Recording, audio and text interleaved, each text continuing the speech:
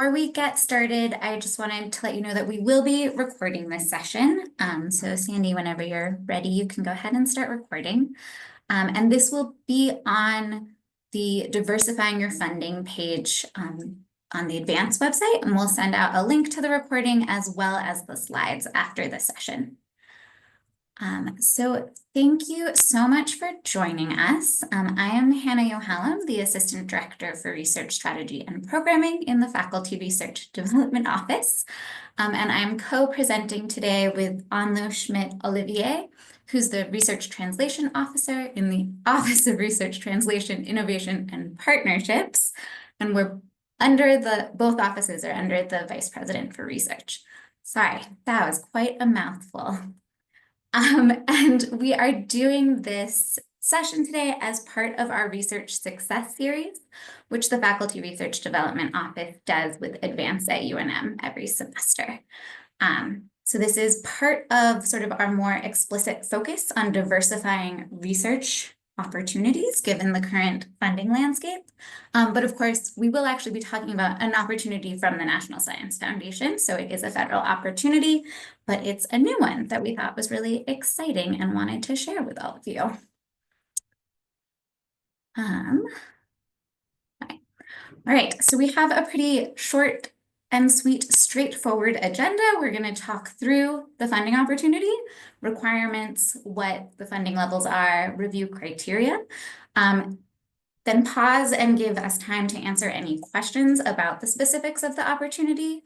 And also please feel free to come off of mute or put a question in the chat. We're happy to answer questions as we go as well.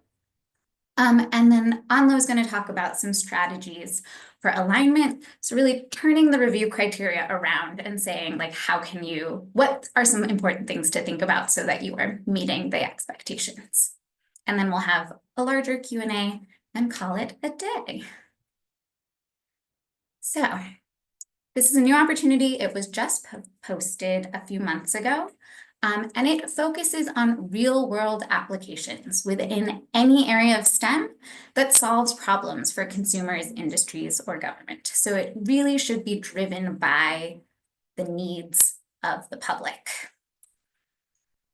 Successful outcomes from this work could include accelerating a product, process, or service towards maturation, open source projects, standard setting in your field or for a specific technology, creating a patent for a new invention, the realization of pre-commercial or commercial products, processes, or services, and potentially a new startup or small business formation. And the NSF has SBR and other funding opportunities to sort of move you in that direction if you want to go towards a business. The goals, again, are to identify and support the initiation of use-inspired research, and so help move things from foundational research out into the world and into practice. They also want to develop partnerships and collaborations between academic institutions and what they're calling non-traditional entities. So sort of trying to push researchers who might be more used to partnering with others in other labs out to partner with government agencies, philanthropies, industry, for-profit and nonprofit organizations, even international organizations. So really, again, interacting with the public as much as possible. It is still the National Science Foundation. You should still also be advancing the education and training of students and postdocs. And an interesting point that I didn't highlight here, but avoiding undue geographic concentration of funding. So that's great for us because New Mexico certainly does not have an undue concentration of funding. So hopefully that will make us good candidates for this and participation of all Americans. And identifying future customer needs and opportunities and bringing these to the forefront. So making sure that the use you are seeing is meeting an actual need that's real and measurable.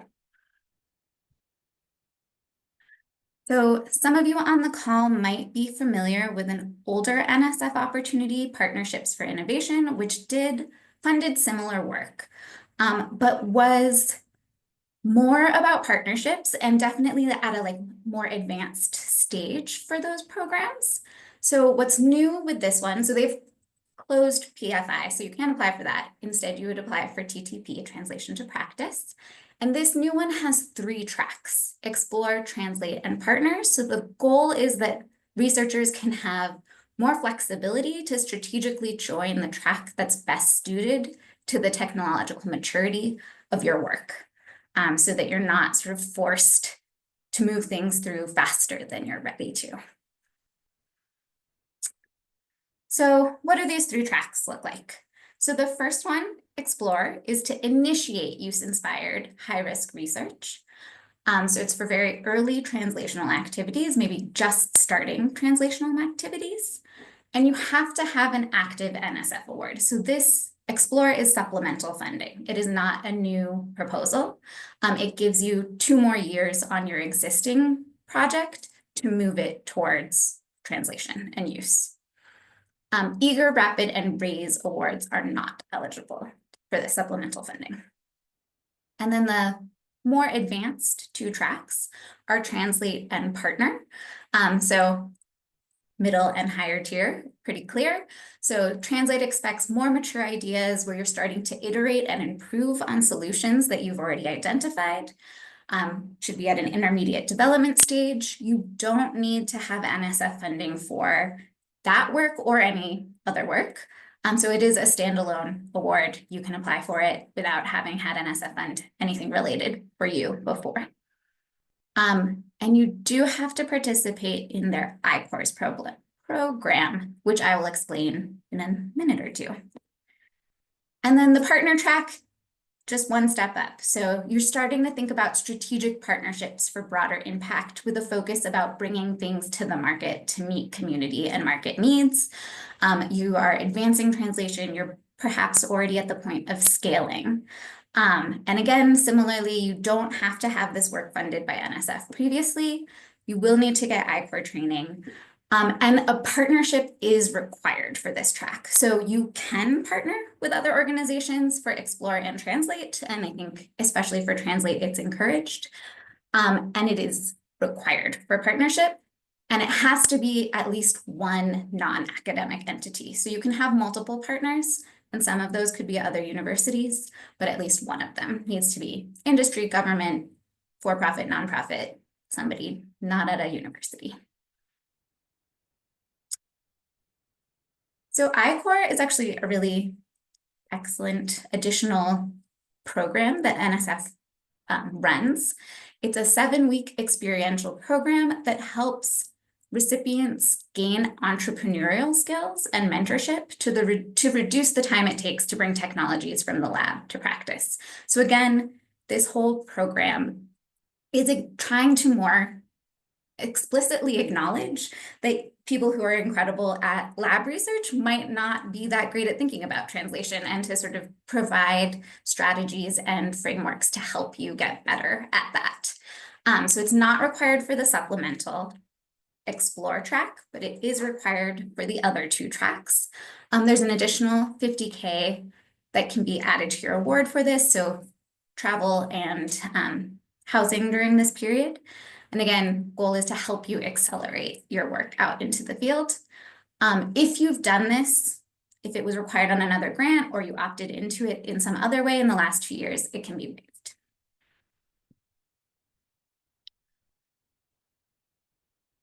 The solicitation identifies 2 types of partnerships. So one is the NSF directed partnerships, and these have not been announced yet. They are going to announce them through Dear Colleague letters over the next few months. So again, this is a very new program. Things are still being added. And these are things like the Department of Defense, NASA, national labs, that's what FFRDCs are, that they already have existing partnerships with, that they are going to encourage people to work with. And so if you already work with any of the ones that are announced, that could be really beneficial to you. I've been thinking about it the way, I don't know if any of you have applied for or know about the NSF EPSCoR fellowship program, and there's a track that's specifically to place fellows at NASA research institutes and labs. So I think I haven't seen, obviously, the Dear Colleague letters yet, but that's what I'm expecting, is something similar where there's sort of an existing framework that you can plug in to work with these partners. They also talk about NSF catalyzed partnerships, and that is an overly jargony way to say partnerships you form. So these are just PI-initiated partnerships, again, with government, industry, nonprofit, international organizations, formalized through a memorandum of understanding as part of your application. And so again, those are at least one of those is required for the partnership track. So, review criteria. It includes the 2 standard NSF review criteria, first of which is intellectual merit, which asks, like, should this be done and can it be done? So the should is, are you advancing knowledge and understanding within your field and across fields? So even though this is use-inspired and translational, it does still also need to be intellectually relevant and driving a field forward. Is it creative, original, and transformative? How significant is the contribution? Is your plan sound and feasible? Is your team qualified to do this work? And do you have a clear plan for how you're going to manage your data effectively and mentor the students and postdocs on your team? And finally, do you have the right resources at UNM and at partner institutions to do the work you say you're going to do? And are you actually budgeting effectively? The other standard NSF review criterion is broader impacts, so things to consider for that. What's the benefit to society, or are you advancing social outcomes? Again, even within broader impacts, is it creative, original, and transformative? Is your plan well-reasoned, and do you have success metrics to measure how it's going? And again, are you qualified to do this work? And do you have the adequate resources to do so? And a note on the broader impacts for this opportunity. In traditional sort of basic science NSF projects, broader impacts can be achieved through the science, through the work you're doing. But in many cases, broader impacts are an additional outreach or educational component that sort of runs alongside the science you're doing. Because this work is about meeting a social need and meeting a market need, it's more expected that the broader impacts will be achieved through the translation itself. Although again, as I pointed out at the beginning, one of their goals is still education. So you can also have other broader impacts focused on training and education. And then I think there are 4 additional review criterion that are specific to this program. So research motivation is the first one, which is just, why are you doing this? Have you actually thought about, is this needed? Have you linked what you're planning to do to a social or societal or economic impact? Have you identified the unmet needs and who the correct stakeholders are? That's a really important one that Anna will return to. Have you shown the value of this innovation and defined knowledge gaps? Are your goals clear? What's the outcome? Are you trying to create a prototype? Are you trying to create policy change, a startup, etc.? And again, does your plan make sense and benefit who you say it's going to benefit? So why are you doing it? And then how are you doing it? Development of solutions. Have you detailed the technical barriers? What's at stake? What are you going to need to do? What are the risks and how are you going to overcome or mitigate those? Have you started to test and refine what's your plan for validation? And again, for addressing unintended consequences. So the solicitation includes a lot of language about dealing with the realities of the world and like unintended consequences, problems that might come up, which again happens in basic research as well. But I think just expands exponentially when you're doing something that is use-driven and you're starting to work with industry. So they're not saying you have to have all of those things figured out in advance, but you have to have a plan to make sure to address them as they come up. Are you including milestones and success metrics so you can see how your progress is going? And have you thought about market integration? And so again, some of this like market integration stuff, hopefully the I-Corps training would also help you think about that if that's not your field, but you can also, or your partnerships, if you're partnering with somebody in industry, they would have more experience with that. And if you are planning to develop intellectual property, IP, do you have a strategy defined? And Rainforest Innovation at UNM can also help you with that, as well as the like market integration and commercialization questions. Do you have the right project team? So again, necessary expertise, and this can include at UNM and in your partner organizations. Are you providing strong learning opportunities for your students and postdocs? And are you supporting technical and professional development for everyone on your team? And finally, partnerships. So again, not a requirement for Explore or Translate, the first two tracks, but required for partners. So you must have, but if you include them, you should also talk about them for those. Clearly defined roles and complementary expertise. So not duplicative or redundant, but like what gaps are you filling for each other? And so which will help you show how the collaboration enhances and accelerates the translation.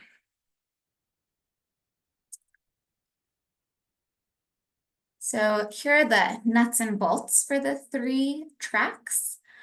So the first one, because it's supplemental funding for Explore, you can start submitting anytime starting next month. So they asked for a little lead time to get set up, but next month they're ready to hear from you.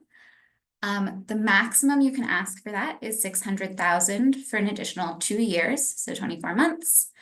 So again, this is an add-on to an existing award. And this is part of why they want you to have at least a year left on your current award so that there's time to get this set up and then tack that onto the end without a break in the NSF funding. This is just a short 3 to 5 page proposal that you are going to email to your program officer.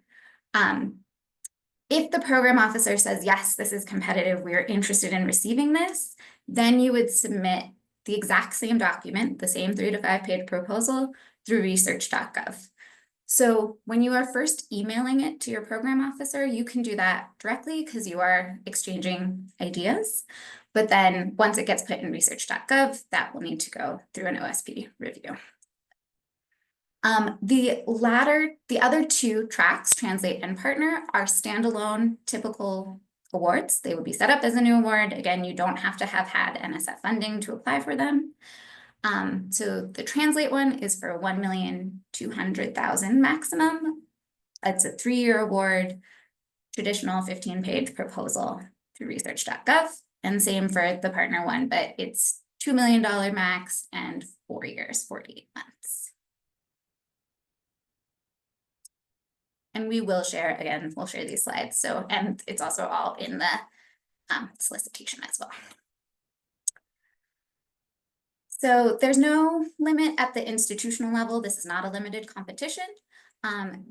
For each PI or co-PI, you can only be on 1 proposal at a time, regardless of track. And you must wait for the determination on your current proposal before submitting.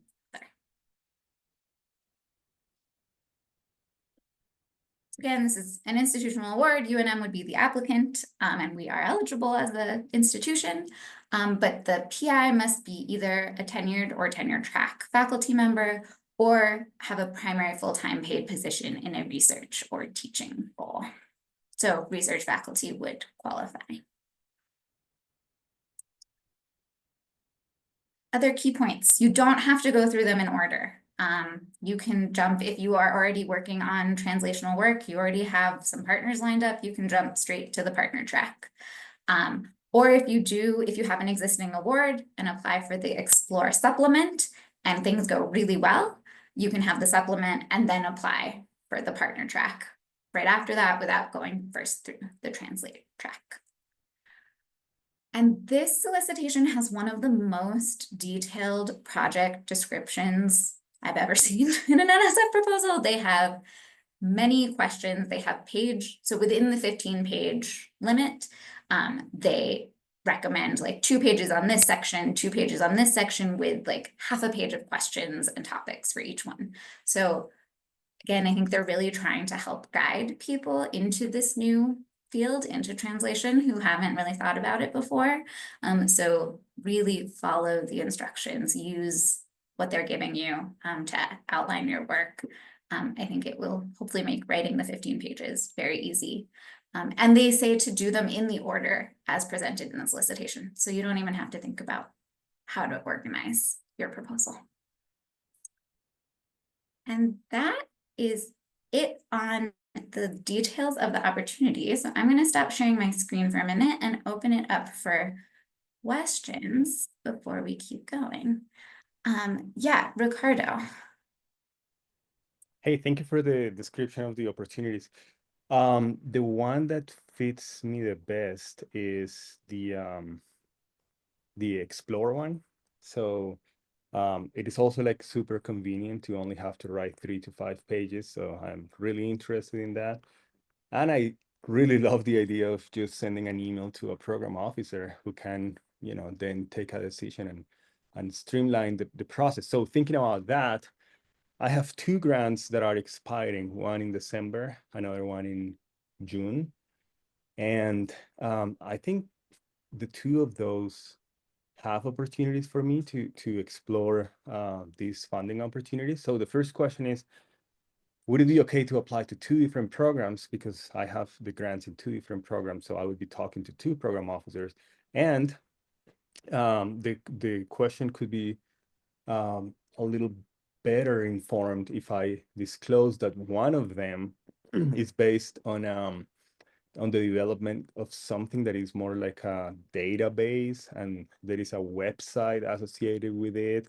And yeah, there are beneficiaries from all these different places in society, but it is a website and a data repository. And the second one is actually an invention that we already disclosed to Rainforest, and for which we have a patent application submitted to the US system. So I don't know, are the 2 of those viable? Thank you. So yeah, of course. One quick one. You said December and June. Are those the upcoming December Yeah, and June? December 2025 and June 2026. So unfortunately, you can still double check with your program officer, but on the one I went to an NSF Q&A, and they were very clear that it had to have a minimum of 1 year left.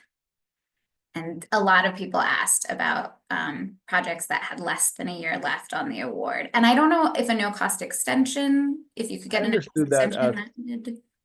I understood that as it has to be within 1 year of the end. You have to have at least 1 year left. Oh, wow. Yeah. I see what they want to get out of that. Yeah, that's I'm clear. sorry. And also for future reference, I did interpret the requirements to also mean that like you can only have one proposal in it at a time, even for Explore. So if you have enough time left on another proposal, you would submit that to one program officer and wait to hear back. And then if they say no, then you could submit to the other. But again, the timeline in this case, I think, will not work for these awards. Thank you so much. Okay, so thank you.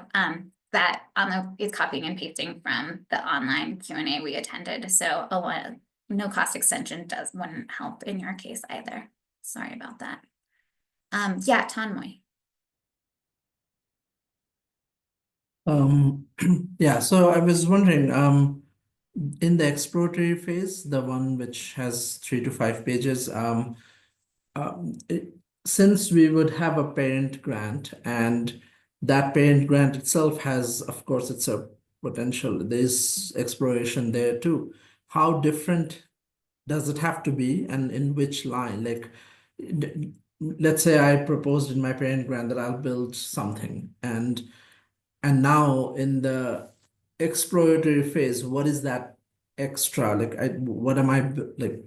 Do you understand my question? Like, both are exploratory. My parent grant is also exploratory, and yeah, so because it's a supplement, it doesn't have to be totally separate, right? It is a continuation of the award you have. You just need to be able, my understanding is you need to be able to justify needing 2 more years of funding and an extra up to $600,000. So what could you do with that additional time and money that would take you further past what you had planned to do in your initial 5 So years? Hannah, it says that for existing NSF awardees who want to begin doing use-inspired or preliminary translation work that is not covered under their current award needs to be high risk and early stage.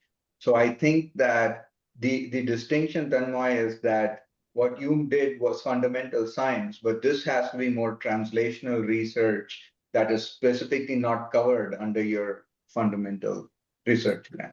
I see. So the exploration has to be more towards how Commercialization. Yeah, how would it be user driven? I see. Okay. Okay. All right. Thank you.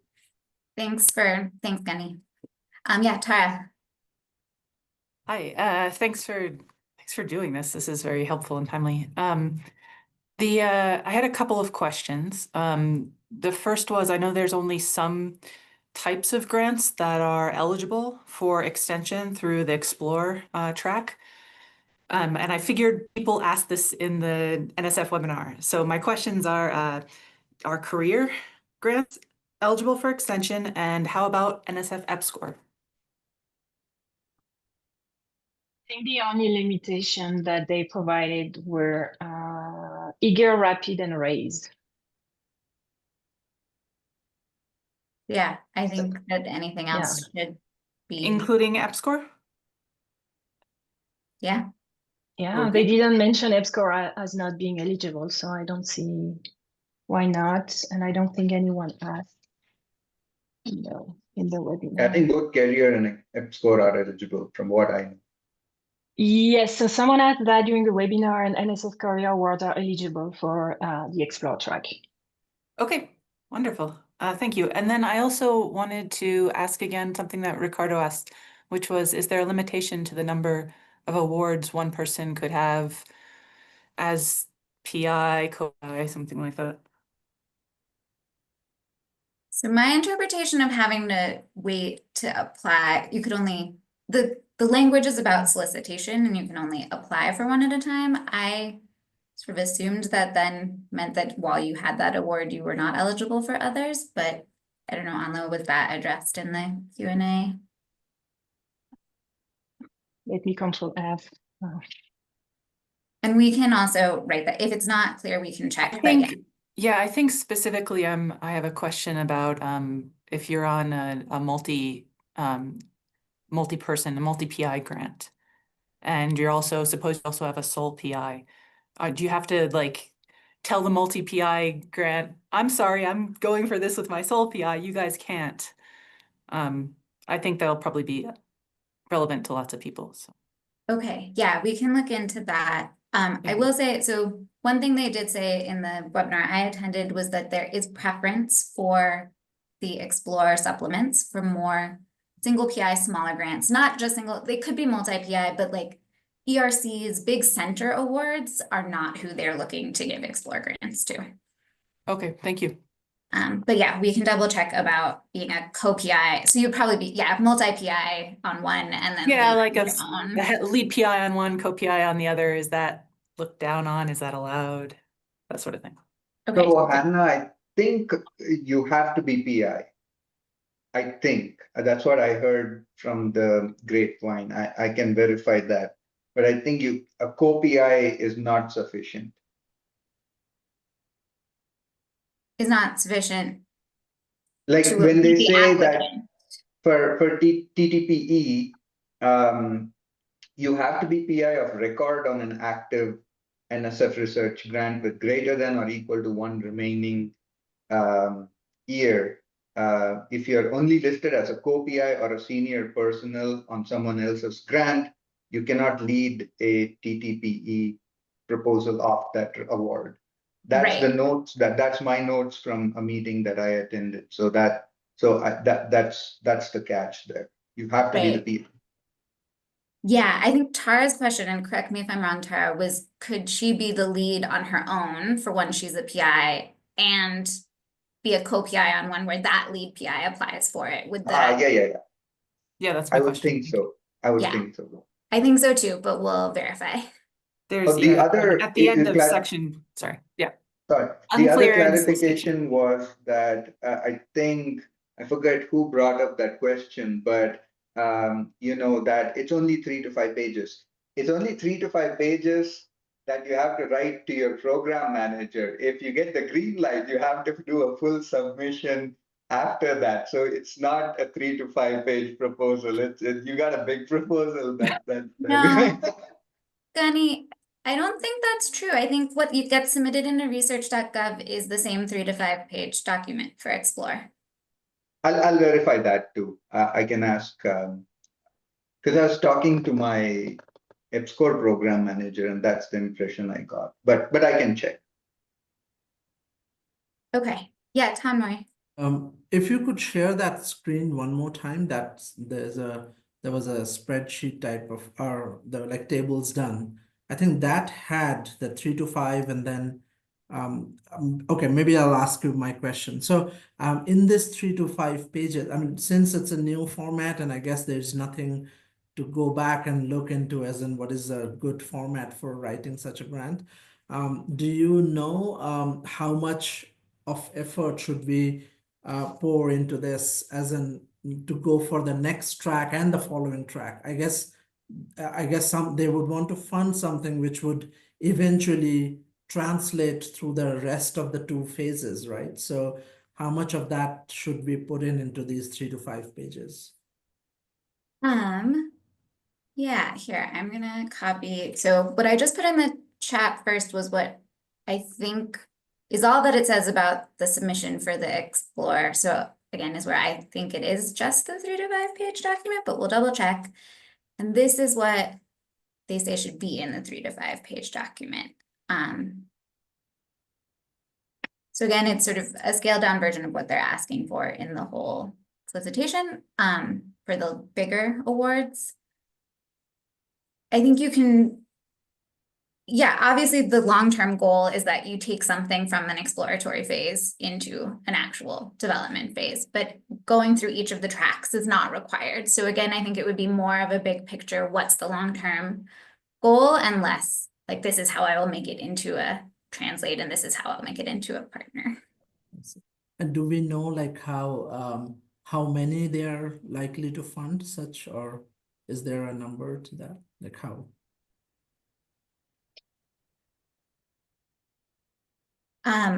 Yes, we can pull that up. While Onlo's talking, they have a total expected funding that I can pull up and divide by.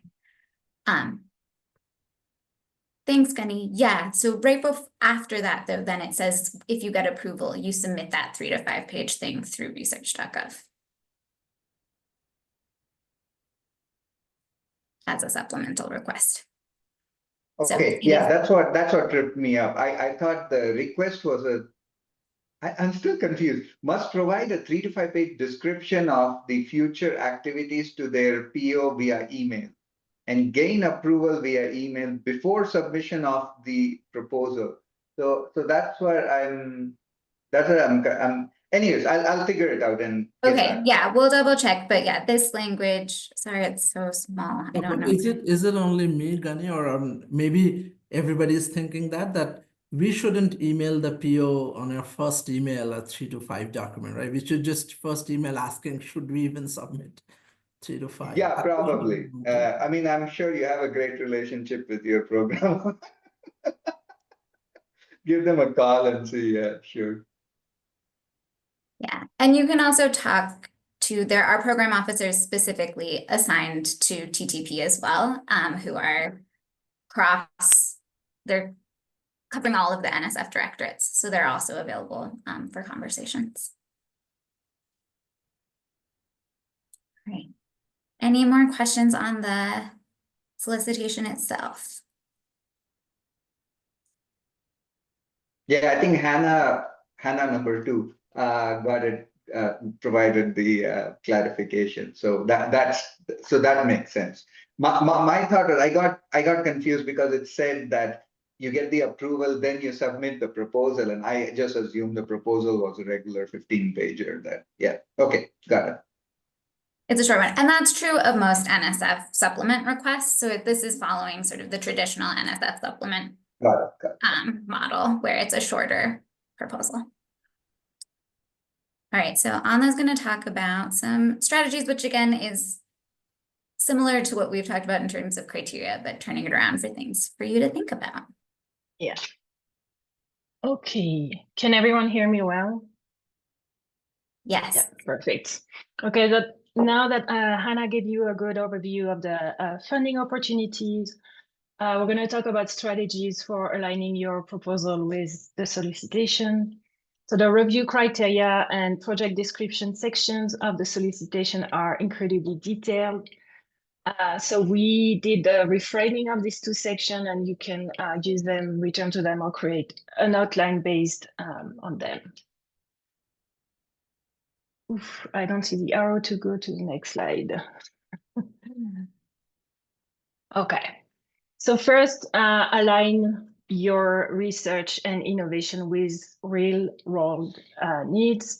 So you need to describe clearly how your work addresses real world problems faced either by consumer, industries, government, or communities, or maybe all of the above.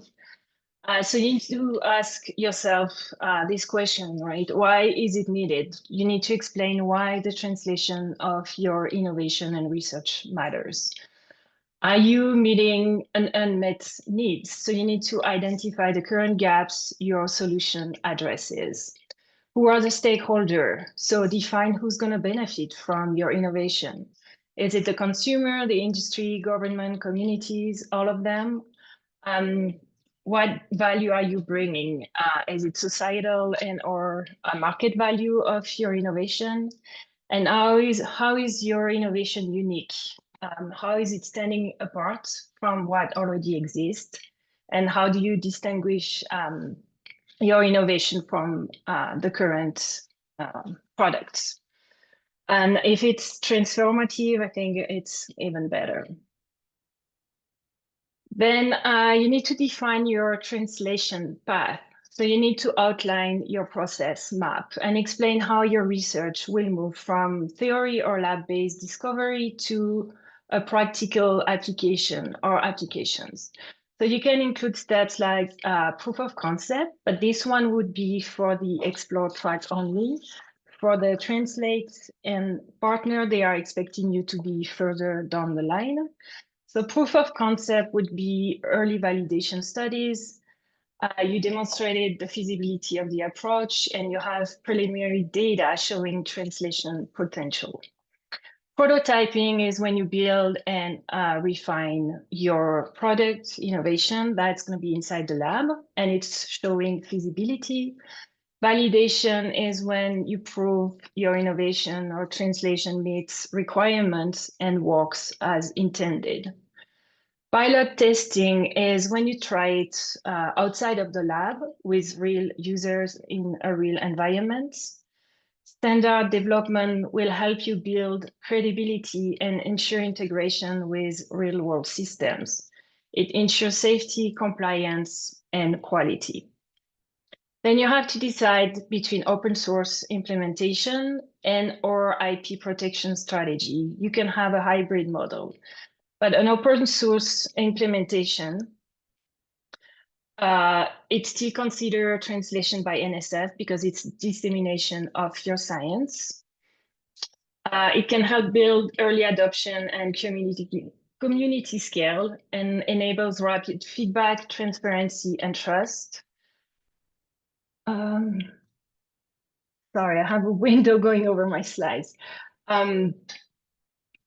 The IP protection strategy, you have to decide, you have to assess if you can protect your IP and commercialization pathway. Is it going to lead to a startup formation? So a company will be built based on your technology, or are you going to license it to a company that is already established? You also need to identify barrier and solution.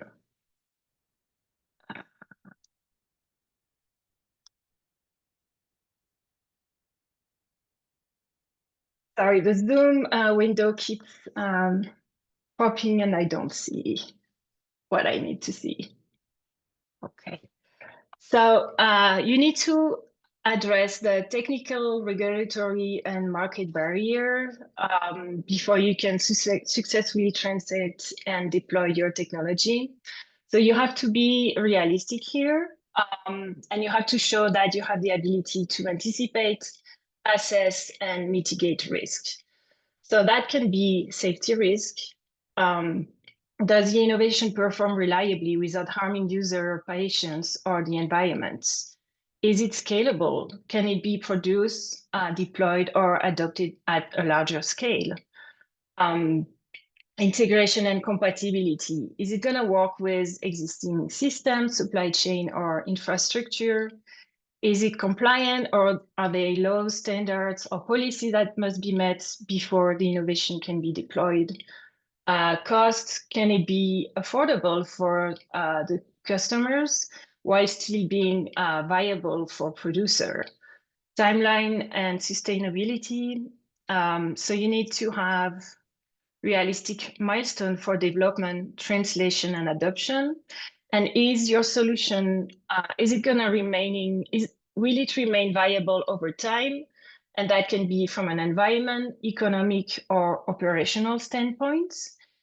And IP protection, if applicable, you can include an IP landscape and strategy and show how you're going to secure IP rights to enable partnership and commercialization. So stakeholder engagement, you need to describe how you will collaborate with stakeholder and the relevance. So the stakeholder can be the end user, and they're going to be involved in testing or like giving you feedback so you can align your research and innovation with real needs. And that's when the NSF ICOR program play a role, because it's customer discovery based. You're going to need to collaborate with industry so you can work on scaling, commercialization, and workforce pathways. As a research institution, we don't have the capacity to scale up. Government and policymakers, so you have to communicate with them. You need to ensure compliance, standard alignment, and policy relevance. Graduate students and postdocs, so you need to provide them not only with scientific training, they need hands-on training in translation and partnerships. So that can come from you or your partners. And the goal is to prepare them for career in academia, industry, and government. And it's really about workforce development and US competitiveness. Other partners can include nonprofits, community groups, academic peers to broaden your impact.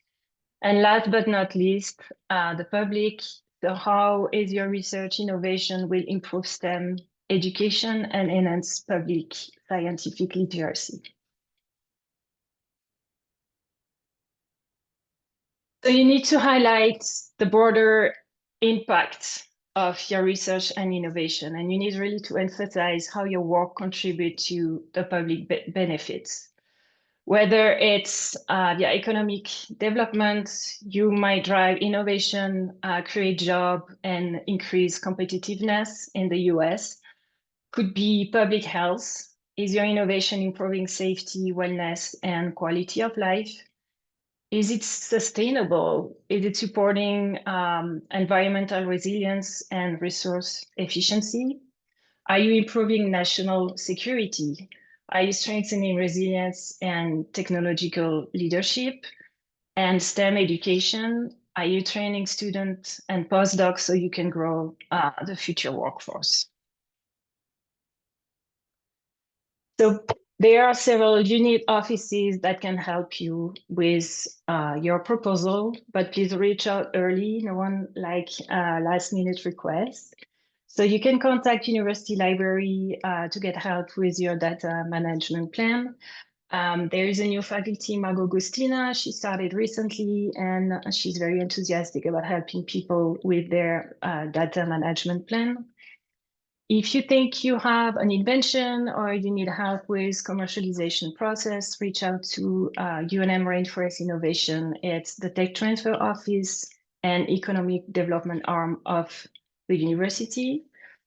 If you need help finding a non-academic partner, please reach out to my office, Research Translation, Innovation and Partnerships.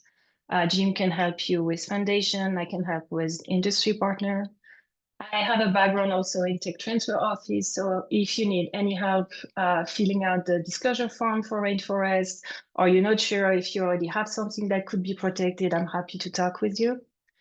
And please reach out to the Faculty Research Development Office if you need help brainstorming your projects or you need submission assistance. So thanks for spending that time with us. And I think we still have some time for questions.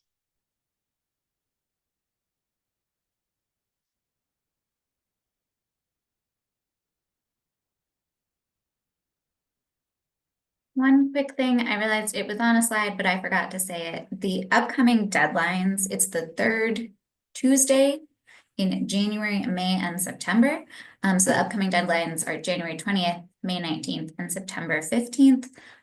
There is one this September, but it is next week. So we didn't highlight that one, but it's often, so we would aim for January, not next week. And again, that's for the two, the Translate and partnership tracks for Explore. You can submit that to your program officer anytime.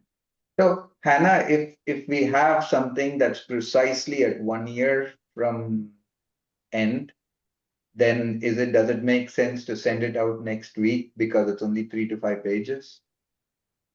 So for the Explore one, that's accepted anytime. And so Okay. they said wait until October, but if you're concerned about the timeline, you can probably go ahead and get it to them sooner. We're more than halfway through September. Yeah, we are. I think Tara and I are on something that's exactly 1 year from. Is it? Do they count it down to like 1 year, or is it like ballpark 1 year? Do you know? I want to say, I think this since it's the beginning, they were like, we need to see the budget we have, so please start submitting in October. I think they're going to be a little bit more flexible for proposal right now, but down the line, I think in a few months or like 6 months, they're going to be a bit more strict with that 1 year. That's the vibe I got from the webinar.